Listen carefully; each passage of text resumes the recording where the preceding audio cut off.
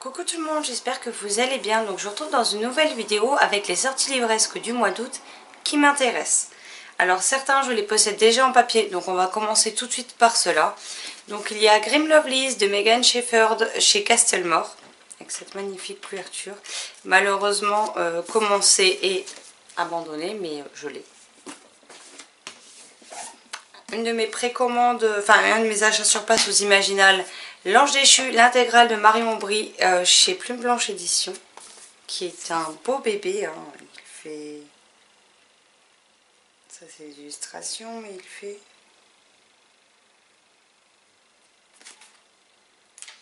« 720 pages en moyenne. Donc, et puis c'est écrit quand même bien condensé, donc voilà. Ensuite, on a Azuro, le tome 8, Azuro, La Fée des Glaces de Laurent et Olivier Souillet, et illustré par Jérémy Fleury chez Ozu. Déjà lu et que vous avez vu dans le point lecture, si je ne me trompe pas déjà. Ensuite, le préquel de la trilogie L'Enfant Dragon d'Éric Savoisin, donc L'Homme Dragon chez Ozu. Illustré également par Jérémy Fleury. Angelica Varinen, enquête numéro 4, La malédiction du tic de N.M. Zimmerman chez Flammarion. Un livre qui sort le 29 août que je viens tout juste de recevoir ce matin, R de Bertil Scali et Raphaël de Andréis chez Michel Lafon. Donc c'est une dystopie écologique. Donc j'ai hâte de voir ce que ça peut donner. En tout cas je suis très curieuse. Zomancie de Adrien Thomas chez Lynx que j'avais acheté aux Imaginales et que j'ai pas fait dédicacer parce que comme une bécasse je l'ai pris, je l'ai mis dans un sac avec les autres livres dédicacés. On m'a ramené le sac à la voiture pendant qu'on attendait Gabriel Katz et Adrien Thomas. Donc j'ai eu la flemme de retourner chercher la voiture pour le ramener et le faire dédicacer, donc tant pis. Et le dernier que je possède, Mytho de Pascal Brissy et Yael Hassan, publié chez Ozu, qui est déjà lu et que vous verrez dans le prochain point lecture. Donc je vous avoue que pour une fois, je m'y suis prise comme un manche et que je n'ai pas fait ce que je veux absolument et pourquoi pas. Donc vous allez voir tous les titres qui m'ont interpellé pour X ou Y raison et qui soit rejoindront ma pile à lire, soit non, on verra au fur et à mesure. Donc on a Vorace de Guillaume Guéraud chez Rouergue Édition. Le Bleu de Thémo de Kat Crowley chez PKJ, qui me fait méga envie. Pour un sourire de Milad de Silène Edgar chez Scrinéo. Si demain n'existe pas de Jennifer L. Armentrout chez J'ai lu. Le complexe du papillon de Annie Hortier chez Casterman au format poche.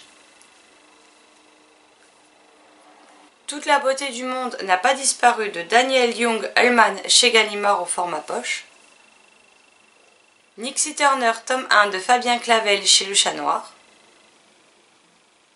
Les temps d'une vie, le tome 3 d'Enel Tismae chez Sharon Kenna. J'avais lu le tome 1 que j'avais beaucoup aimé. J'ai le tome 2 et il faudrait peut-être que je le lise et que je me procure la suite. Apocalypse Blues, le tome 2 de Chloé Jo Bertrand chez Brajan de leur collection Big Bang. Donc j'ai le premier, donc celui-ci je ne l'achèterai pas, donc j'aurais pas lu le premier, savoir si j'accroche ou pas parce que j'ai un doute, donc on verra bien. Les chroniques d'un Shinigami ordinaire, le tome 1 de Rohan Lockhart chez MXM Bookmark. La couverture est juste divine. Fairy Oak, le tome 7 chez Ken Édition. Il faudrait toujours que je commence cette série. Flash de Tom O'Rourke chez PKJ. L'Académie, le tome 2, je ne sais plus de qui, chez PKJ. La fille au cœur de dragon, le tome 2 de Stephanie Burgess chez Gallimard. Donc je viens de me procurer le tome 1 d'occasion, donc à voir si j'aime. La couleur du mensonge, le tome 3 d'Erin Betty chez Lumen.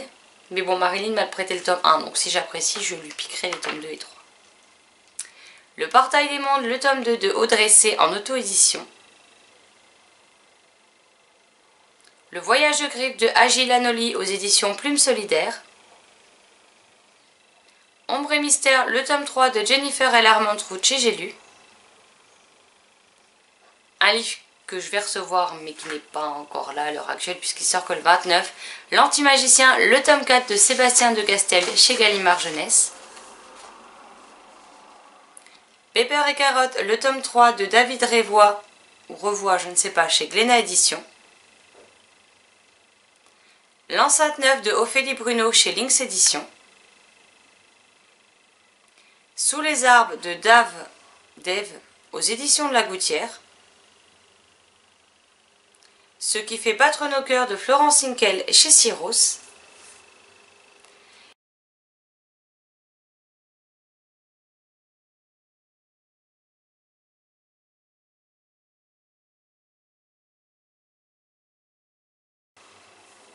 Alors je vous fais pas les résumés puisqu'en barre d'infos comme d'habitude vous trouverez le nom du livre, le nom de l'auteur et la maison d'édition.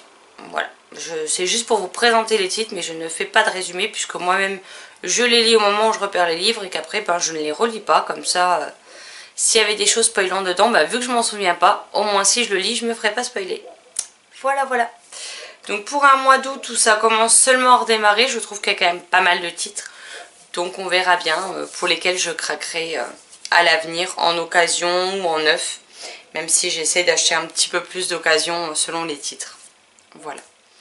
N'hésitez pas à me dire quels sont les titres que vous avez repérés ou déjà achetés au mois d'août. Je me ferai un plaisir d'en discuter avec vous. Si vous avez fait des articles, des liens, n'hésitez pas à me laisser les liens en commentaire. Ils iront dans les spams mais c'est pas grave, j'irai les valider pour qu'ils apparaissent. Comme ça il n'y aura pas de souci. Voilà, n'hésitez pas à me dire si certains de ces titres vous les avez déjà eus et déjà lus. Est-ce que vous en avez pensé ou si d'autres vous font envie. Sur ce, je vous souhaite un excellent dimanche, de très belles lectures et je vous dis à très vite dans une prochaine vidéo. Bye bye.